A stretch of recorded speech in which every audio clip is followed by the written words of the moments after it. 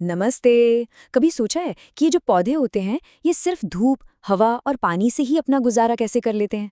ये कोई जादू नहीं है, बल्कि ये है नेचर का सबसे शानदार, सबसे जरूरी केमिकल प्रोसेस जिसे हम कहते हैं फोटोसिंथेसिस। तो सवाल यही है कि पौधे इन तीन मामूली चीजों धूप, हवा और पानी से अपना खाना आखिर बनाते कैसे हैं? बस इसी मिस्ट्री को हम आज सुलझाने वाले हैं। तो चलिए इस पूरे कमाल के प्रोसेस को हम 10 जरूरी और आसान सवालों में तोड़कर समझेंगे, ताकि सब कुछ एकदम साफ हो जाए। ठीक है, तो शुरुआत करते हैं बिल्कुल बुनियाद से। ये है हमारा सेक्शन 1, फोटोसिंथेसिस के बेसिक्स।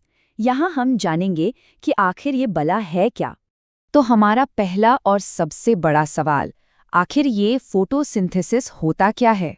बहुत ही आसान शब्दों में कहें तो फोटोसिंथेसिस वो प्रोसेस है जिससे हरे पौधे सूरज की रोशनी यानी लाइट एनर्जी को केमिकल एनर्जी में बदल देते हैं, और इसी केमिकल एनर्जी को वो अपने खाने यानी ग्लूकोज के रूप में स्टोर करते हैं। ये एक तरह का एंडोथर्मिक रिएक्शन है, मतलब इसे चलने के लिए एनर्जी चाहिए होती है, ये एनर्जी पैदा नहीं करता। ठीक है, ये तो समझ गए कि ये क्या है, पर सवाल ये है कि पौधे के अंदर ये होता कहाँ है, इसकी फैक्ट्री कहाँ लगी है? ये सारा काम होता है प्लांट सेल के अंदर एक बहुत ही छोटी सी जगह में, जिसे कहते हैं क्लोरोप्लास्ट। इसे आप पौधे के सेल का किचन भी कह सकते हैं। इसी किचन के अंदर दो हिस्से हैं। एक तो ये जो आपको सिक्कों के ढेर जैसा दिख रहा है, ये हैं थाइलाकॉइड्स, जहां लाइट रिएक्शन होता है। और इसके आसपास जो खाली जगह है, जो लिक्विड है, उसे कहते हैं स्ट्रोमा, जहां डार्क रिएक्शन होता है। अब ये लाइट और डार्क रिएक्शन क्या है, हम आगे समझेंगे। अच्छा, अब एक और सवाल। हम सब जानते हैं कि पौधे हरे होते हैं, पर उन्हें एक खास हरा रंग देता कौन है? और क्या इसका कोई काम भी है? इसका जवाब है क्लोरोफिल। ये वो जादुई हरा पिगमेंट है जो एक सोलर पैनल की तरह सूरज की रोशनी को पकड़ता है, उसे एब्जॉर्ब करता है। और एक मजेदार बात बताऊं, इस बड़े से मॉलिक्यूल के ठीक बीच में मैग्नीशियम नाम का मेटल होता है। जी हाँ, मैग्नीशियम। अगर इसकी कमी हो जाए तो पत्तियां पीली पड़ने लगती हैं। तो अगली बार कोई पीली पत्ती देखें तो समझ जाइएगा, हो सकता है उसमें मैग्नीशियम की कमी हो। तो चलिए, अब जब हम बेसिक्स समझ चुके हैं तो इस प्रोसेस के थोड़ा और अंदर चलते हैं। सेक्शन 2 में हम देखेंगे कि ये पूरा काम दो मेन हिस्सों में कैसे होता है। तो सवाल नंबर 4, ये प्रोसेस शुरू कैसे होता है? पहला स्टेप क्या है? ये है लाइट डिपेंडेंट रिएक्शंस। जैसा कि नाम से ही पता चल रहा है, इन्हें होने के लिए रोशनी की जरूरत होती है। यहाँ पे बेसिकली 3 जरूरी चीजें होती हैं। स्टेप 1, सूरज की रोशनी थाइलाकॉइड मेम्ब्रेन में एब्जॉर्ब होती है। स्टेप 2, पानी का मॉलिक्यूल टूटता है, इसे फोटोलाइसिस कहते हैं, और यहीं से वो ऑक्सीजन निकलती है जो हम सांस में लेते हैं। और स्टेप 3, सेल की एनर्जी करेंसी यानी एटीपी और एक और एनर्जी मॉलिक्यूल NADPH बनते हैं। ये दोनों अगले स्टेप के लिए फ्यूल का काम करेंगे। एनर्जी तो बन गई, लेकिन पौधे का असली खाना मतलब शुगर, वो कब बनती है? यहीं पर एंट्री होती है डार्क रिएक्शंस की। इन्हें केल्विन साइकिल भी कहा जाता है, और इन्हें सीधे सीधे लाइट की जरूरत नहीं होती, इसलिए इन्हें लाइट इंडिपेंडेंट रिएक्शन भी कहते हैं। ये प्रोसेस होता है क्लोरोप्लास्ट के स्ट्रोमा में। इसमें हवा से ली गई कार्बन डाइऑक्साइड को लाइट रिएक्शन से बने एटीपी और NADPH की एनर्जी इस्तेमाल करके ग्लूकोज यानी शुगर में बदल दिया जाता है। तो असल में खाना यहाँ बनता है। अब कुछ मजेदार देखते हैं। सेक्शन 3, पौधों की सुपर पावर्स। देखिए, हर पौधा एक जैसा नहीं होता। अलग अलग माहौल में रहने के लिए पौधों ने कुछ कमाल के तरीके विकसित किए हैं।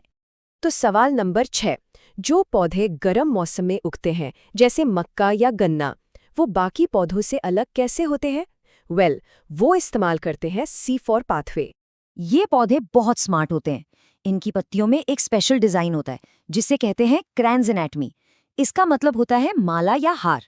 ये क्या करते हैं कि कार्बन डाइऑक्साइड को पहले बाहरी सेल्स में पकड़ते हैं और फिर उसे अंदर वाले सेल्स में कॉन्सेंट्रेट करके भेजते हैं। इस तरकीब से ये बहुत ज्यादा गर्मी में भी बिना ज्यादा पानी गवाए आराम से और तेजी से अपना खाना बना पाते हैं। तो फिर सवाल उठता है कि रेगिस्तान के पौधे जैसे कैक्टस या पाइनएप्पल, वो बेचारे पानी कैसे बचाते हैं? उनके पास है एक और सुपर पावर जिसे कहते हैं CAM पाथवे। यहाँ पर सबसे मजेदार बात है C4 और कैम पौधों का डिफरेंस। C4 पौधे जगह का इस्तेमाल करते हैं। वो कार्बन डाइऑक्साइड को अलग अलग सेल्स में फिक्स करते हैं। इसे कहते हैं स्पेशल सेपरेशन। वहीं कैम पौधे समय का इस्तेमाल करते हैं। ये दिन की चिलचिलाती धूप में पानी बचाने के लिए अपने स्टोमेटा यानी पत्ती के छेद बंद रखते हैं और रात को जब ठंडक होती है तब उन्हें खोलकर कार्बन डाइऑक्साइड जमा कर लेते हैं, जिससे फिर वो दिन में इस्तेमाल करते हैं। इसे कहते हैं टेम्पोरल सेपरेशन। है ना कमाल का जुगाड़? और अब आते हैं इस कहानी के सबसे ज़रूरी हिस्से पर, सेक्शन 4, हम सब के लिए ज़रूरी। आखिर ये पूरा प्रोसेस हमारे लिए इतना मायने क्यों रखता है? तो अब हम अपने सवाल 8 और 9 को एक साथ लेते हैं, क्योंकि ये दोनों जुड़े हुए हैं। आखिर ये सब हमारे लिए इतना ज़रूरी क्यों है? हमारी ज़िंदगी पर इसका क्या असर पड़ता है? जवाब बहुत सीधा है। फोटोसिंथेसिस ही हमारी धरती पर जिंदगी का इंजन है। क्यों? 3 बड़ी वजह हैं। पहली, ये हमें सांस लेने के लिए ऑक्सीजन देता है। दूसरी, ये पूरी की पूरी फूड चेन की नींव है। हम जो कुछ भी खाते हैं वो कहीं न कहीं पौधों से ही शुरू होता है। और तीसरी, ये हवा से कार्बन डाइऑक्साइड को सोख कर ग्लोबल वार्मिंग जैसी बड़ी समस्या से लड़ने में हमारी मदद करता है। इस बात को ये लाइन बहुत खूबसूरती से बताती है। अगली बार जब आप किसी हरी पत्ती को देखें तो याद रखें कि आप अरबों छोटे छोटे सोलर पैनल्स को काम करते हुए देख रहे हैं, जो हमारी पूरी दुनिया को एनर्जी दे रहे हैं।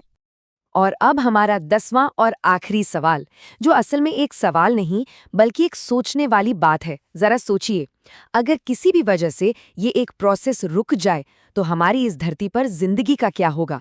इसके बारे में जरूर सोचिएगा।